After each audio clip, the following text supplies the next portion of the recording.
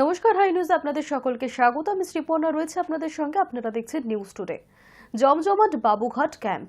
গঙ্গাসাগর যাওয়ার ট্রানজিট শিবির হলো বাবুঘাট।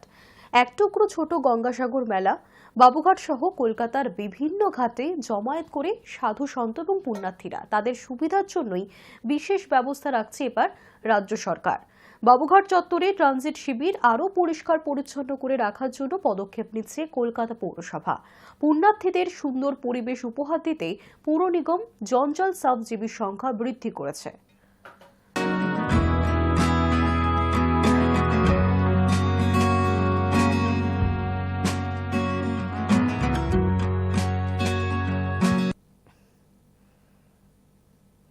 তৃণমূলের মঞ্চে বিডিও অফিসারের দেখা। মহিলা তৃণমূল কংগ্রেসের বনভোজনে গিয়ে উত্তরীয় পরে সম্বর্ধনা নিলেন রন্নাঘাট ১ নম্বর ব্লকের সমষ্টি উন্নয়ন আধিকারিক জয়দেব মণ্ডল। সোশ্যাল মিডিয়ায় ভাইরাল সেই ভিডিও। আর সেই ভিডিওটিতেই দেখা যাচ্ছে বিডিও অফিসারকে নিয়ে বনভোজন চলছে। ভিডিওটি সমাজ মাধ্যমে ভাইরাল হতেই বিজেপির কটাক্ষের মুখে পড়তে হয়েছে অফিসারকে। যদিও তার দাবি, অনুষ্ঠানে কোনো রাজনৈতিক দলের পতাকা ছিল না।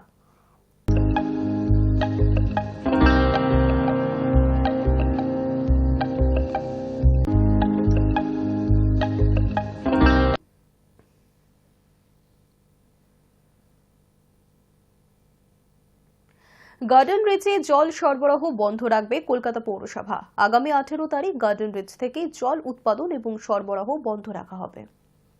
টালা পলতার পর এবার গার্ডেন রিচে জল সরবরাহ বন্ধ রাখবে কলকাতা পৌরসভা। আগামী 18 তারিখ গার্ডেন রিচ থেকে জল উৎপাদন এবং সরবরাহ বন্ধ রাখা হবে। কলকাতার মেয়র ফিরহাদ হাকিম জানিয়েছেন, আগামী 18 জানুয়ারি সকাল 9টা থেকে জল সরবরাহ বন্ধ থাকবে। পানীয় জল সরবরাহ ফের চালু হবে পরদিন সকাল 6টা থেকে। জল উৎপাদন কেন্দ্রে জরুরি মেরামতের জন্য এই পদক্ষেপ নেওয়া হয়েছে। ফলে ওই দিন বিকেলে কালীঘাট, চেতলা, বেহালা, পণ্যশ্রী, কসবা সহ গোটা দক্ষিণ কলকাতা সহ সংযুক্ত এলাকার প্রায় সব ওয়ার্ডেই পানীয় জল সরবরাহ বন্ধ রাখা হচ্ছে।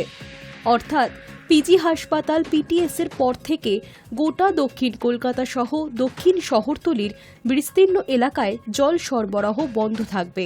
চালু হবে পরদিন সকাল 6টা থেকে। পৌরসভার জল সরবরাহ বিভাগ সূত্রে খবর, সরাসরি গঙ্গা থেকে জল তুলে পরিশ্রুত করে জলাধার থেকে সরবরাহ করা হয়। পলতার একটি বিশেষ সুবিধা আছে, উজানে থাকার জন্য গঙ্গার জলে পলি কম পড়ে, কিন্তু গার্ডেন রিচে সেই সুবিধা নেই। তাই অপরিশ্রুত জল বেশি সময় রাখা যায় না। পাইপলাইন, ক্যাপসুল বুস্টার পাম্পিং স্টেশনে ও বুস্টার পাম্পিং স্টেশনে মেরামত দরকার। 40টি জায়গায় মেরামত করতে হবে। আধিকারিকদের অভিমত, গ্রীষ্মকালে যাতে দক্ষিণ কলকাতা সহ সংযুক্ত এলাকায় নিরবচ্ছিন্ন পানীয় জল সরবরাহ করা যায়, তার জন্যই 18 জানুয়ারি সকাল 9টার পর বিকেলে পানীয় জল সরবরাহ বন্ধ রাখা হচ্ছে।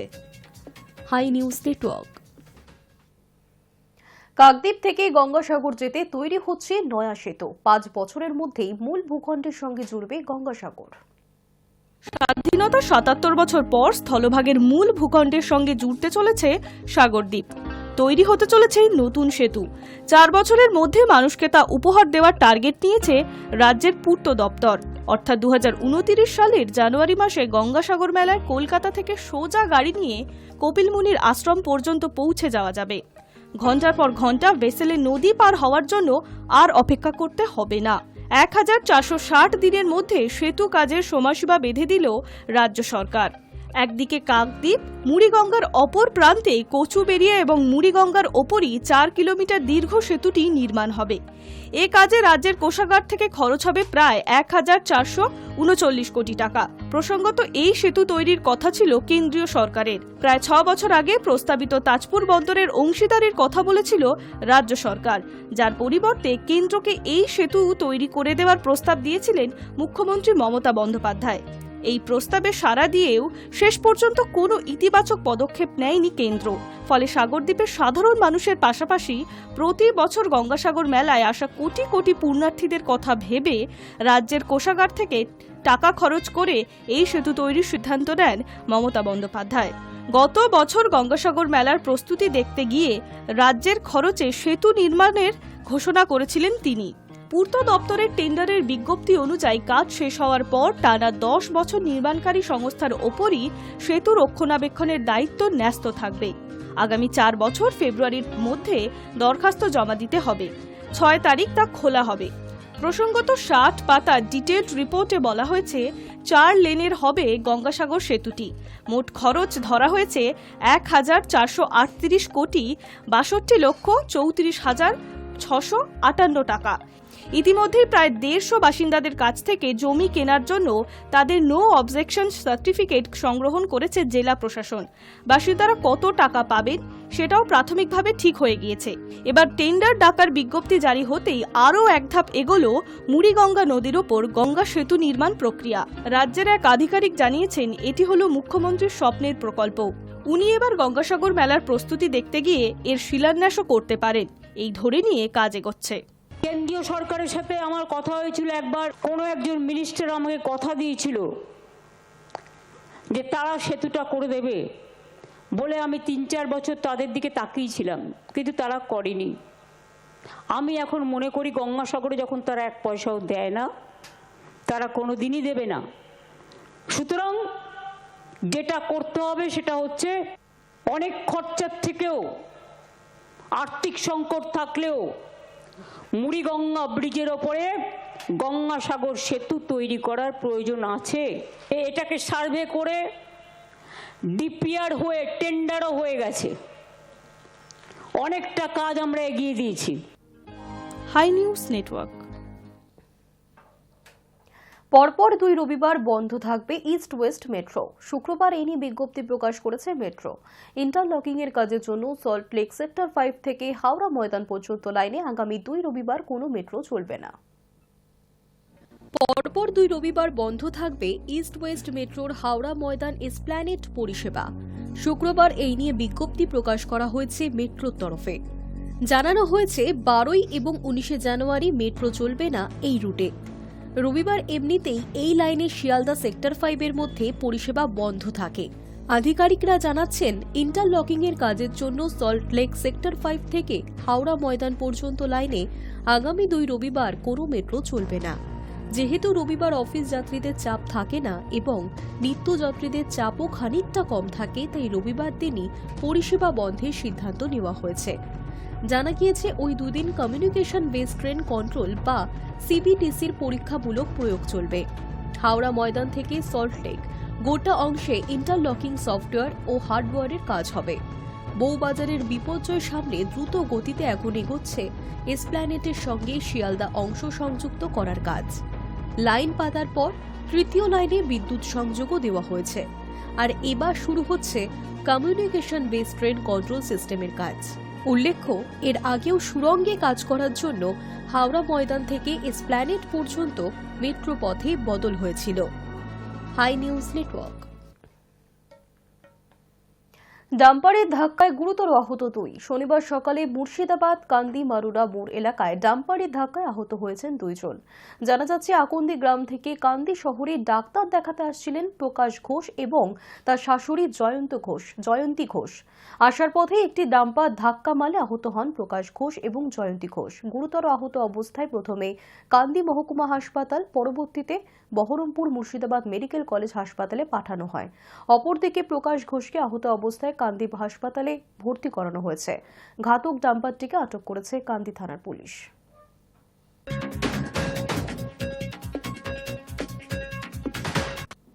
দিকে আসছিলাম, দোহালিয়া বাইপাস দিক থেকে একটা ডাম্পার ডাকবাংলা দিকে যাচ্ছিল। আমি পুরো আমার বাঁয়ে রাস্তা রেডিয়ামের পাশে ছিলাম, আমি একরকম কাঁচাতে। তার ডাম্পারটা এমনভাবে ডান দিকে টান নিয়ে চেপে দিয়েছে, আমি গাড়ি রুখতে পারিনি। এবার এসে আমাকে ও মেরেছে। বাইকে আমরা 2 জন ছিলাম, আমি আমার শাশুড়ি মা। দুজনেই। শাশুড়ির একটা পা কেটে বাদ গেছে, আর একটা বাদ দিতে হবে। বহরমপুর ট্রান্সফার করা হয়েছে। বর্ধমান বিশ্ববিদ্যালয়ে লুকিয়ে আছে ইতিহাসের এক ভান্ডার, আর্ট গ্যালারি, যা সম্পর্কে কমই জানেন মানুষজন। সেখানে আছে পাল এবং সেন যুগের সংগ্রহশালা। উপাচার্য ব্রজকান্ত গুহের আমলে 1965 সালে 18 আগস্ট পথ চলা শুরু হয় মিউজিয়ামের। মিউজিয়ামে ঢুকলেই দেখা পাওয়া যাবে লর্ড কার্জনের মূর্তি, সঙ্গে চোখে পড়বে সুন্দর ওয়াল পেন্টিং। ঘুরতে ঘুরতে চোখে পড়বে ক্লোরাইট, বেলে পাথর, শিষ্ট পাথরের নানা মূর্তি। মিউজিয়ামের মেরামতির জন্য এবার সরকারি সাহায্যের আশায় বিশ্ববিদ্যালয়ের ইনচার্জ।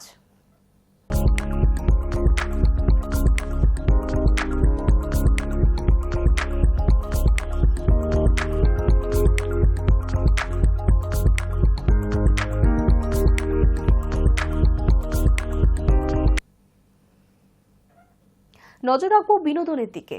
পরোটা বিক্রি করে বহুদিন ধরেই ফেমাস হয়েছেন পকেট পরোটা খ্যাত রাজুদা। এবার অভিনেতা অনির্বাণ চক্রবর্তীর সঙ্গে দেখা গেল রাজুদাকে।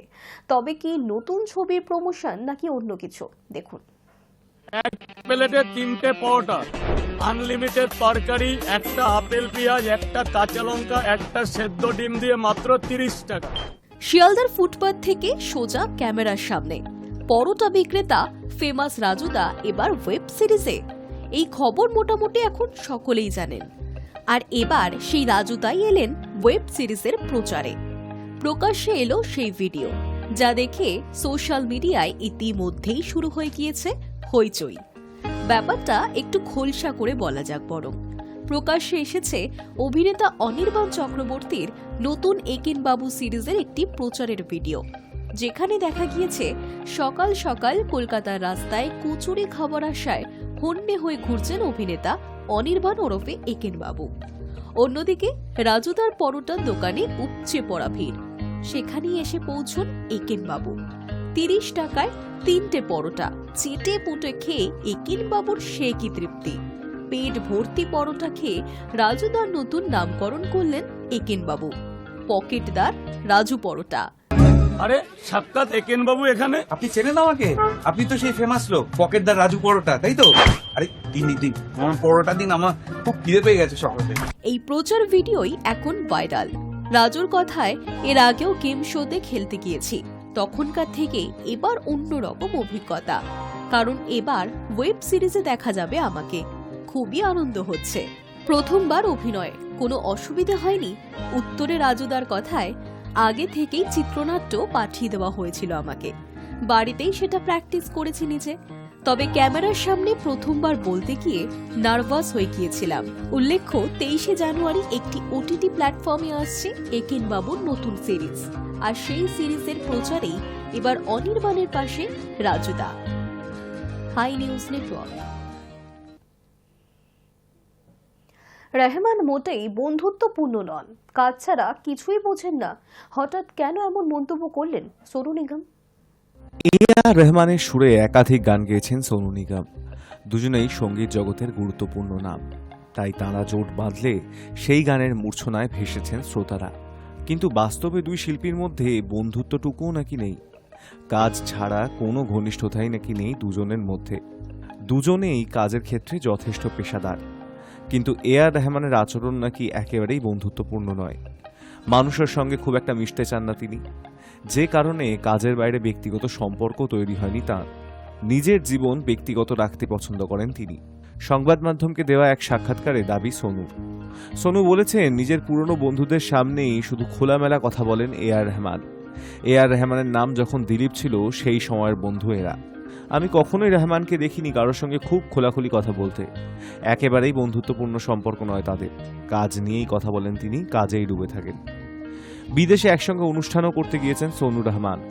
একজোট হলে অনেকেই পরচর্চায় মেতে থাকেন, কিন্তু রহমান নাকি এইসব বিষয় বিন্দুমাত্র মাথা ঘামান না।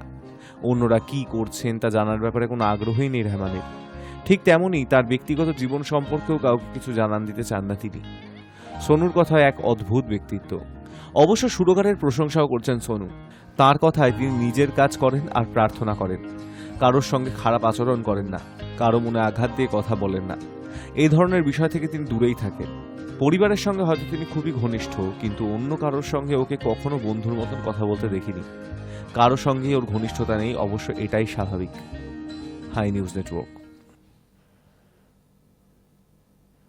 আবার ভিন রাজ্যে ডার্বি। 1 বনাম 11 দ্বৈরথে জিতবে মোহনবাগান নাকি চাকা ঘোরাবে এবার ইস্টবেঙ্গল? 2020-21 মৌসুম থেকে আইএসএল-এ খেলছে মোহনবাগান এবং ইস্টবেঙ্গল। মাঝের 5 বছরে গঙ্গা দিয়ে অনেক জল বয়ে গিয়েছে, অনেক কিছু বদলেছে, পাল্টায়নি একটাই জিনিস, কলকাতা ডার্বিতে ইস্টবেঙ্গলের পারফরমেন্স। শনিবার আইএসএল এর 10ম কলকাতা ডার্বি হতে চলেছে। আগের 9টি ম্যাচে ইস্টবেঙ্গল একবারও জিততে পারেনি। শনিবারও তারা জিতবে এমন আশা অতি বড় সমর্থকও করছেন না। তবে ডার্বি যেহেতু 50-50, তাই ক্ষীণ হলেও একটা আশা রয়েছে লাল হলুদ সমর্থকদের মনে। ডার্বি মানে মোহনবাগান এগিয়ে, এ কথা গত 5 বছরে অনেকবার লেখা হয়েছে। এতদিন পরেও সেটা বদলায়নি। কার্লেস কুয়াদ্রাতের আমলে আইএসএল এ না হোক, তবে দুবার মোহনবাগানকে হারিয়েছে ইস্টবেঙ্গল। তাছাড়া ডার্বি মানে শুধু মোহনবাগানই। অস্কার ব্রুজোর কোচিংয়ে ইস্টবেঙ্গল তা বদলাতে পারে কিনা সেটাই দেখার। তবে বদলানোর জন্য অস্ত্র চাই। ব্রুজোর হাতে অস্ত্র কই? ডার্বির ঠিক আগের ম্যাচেই চোট পেলেন দলের সেরা অস্ত্র আনোয়ার আলী। কে আটকাবেন জেমি ম্যাকলারেন, গ্রেগ স্টুয়ার্টদের? হয়তো জানেন না অস্কার। কুয়াদ্রাতের মতন তিনি খেলোয়াড় না থাকা নিয়ে অনুযোগ করেন না ঠিকই, কিন্তু ভেতরে ভেতরে তাঁর মাথাতেও নিশ্চয়ই চোরা টেনশন চলতে থাকে। শনিবার অনিরুদ্ধ থাপা ছাড়া প্রায় পুরো দলই পাচ্ছে মোহনবাগান। অনিরুদ্ধের জায়গায় খেলানোর মতন ফুটবলার রয়েছে একাধিক। বাকিরাও বাড়তি দায়িত্ব নিতে পিছপা হবেন না। সেখানে ইস্টবেঙ্গলে আনোয়ার না থাকা মানে রক্ষণ অর্ধেক হয়ে যাওয়া। আগের ম্যাচে যেভাবে গোল খাইয়েছেন তাতে হিজাজি মাহেরের ওপর বেশি ভরসা না থাকাই ভালো। হেক্টর ইউএসতে 1 বছর আগে মোহনবাগান যা খেলেছেন তাই ইস্টবেঙ্গলে খেলতে পারছেন না। লাল হলুদ রক্ষণ কোন দিন বাঁচাবে আর কোন দিন ডুবিয়ে দেবে কেউ জানে না। কেরলের হয়ে ফুল ফোটালেও ইস্টবেঙ্গলের দিমিত্রিয়স দিয়ামান্তাকোসের পা থেকে গোল আসছে না। বয়সের প্রভাব ক্লেটন সিলভার খেলায় পড়লেও তিনি মাঠে নামলে আপ্রাণ চেষ্টা করছেন কোনো না কোনো অবদান রাখার। পিভি বিষ্ণু এবং নাওরেম মহেশ প্রতিভাবান, কিন্তু ডার্বির চাপ নিতে পারার মতন তৈরি এখনও তারা হতে পারেননি। সেখানে মোহনবাগানে ঠিক ডার্বির আগেই ফিট হয়ে গিয়েছেন স্টুয়ার্ট। তৈরি আছেন ম্যাকলারেন, জেসন কামিন্স। দ্বিতীয়জন হয়তো প্রথম একাদশে থাকবেন না। ভারতীয় ফুটবলে বিদেশি বিশ্বকাপের এসে রিজার্ভ বেঞ্চে থাকছে, এই জিনিস কে কবে দেখেছে? মোহনবাগান দলের গভীরতা ঠিক এতটাই। একজন চোট পেলে কোচ হোসে মলিনার বিশেষ ভাবনা থাকে না। তিনি অনায়াসে বিকল্প একাধিক ফুটবলারকে খেলিয়ে দিতে পারেন। ডার্বিতেও তার ব্যতিক্রম হওয়ার কথা নয়। খাতায় কলমে নিশ্চিতভাবেই মোহনবাগান এগিয়ে, তবে খেলাটা ডার্বি, তাই পাশা পাল্টে যেতে পারে যে কোনো মুহূর্তে। Hi News Network. News today এখনকার মতো এই পর্যন্তই। দেখতে থাকুন হাই নিউজ, নির্ভীক নিরপেক্ষ।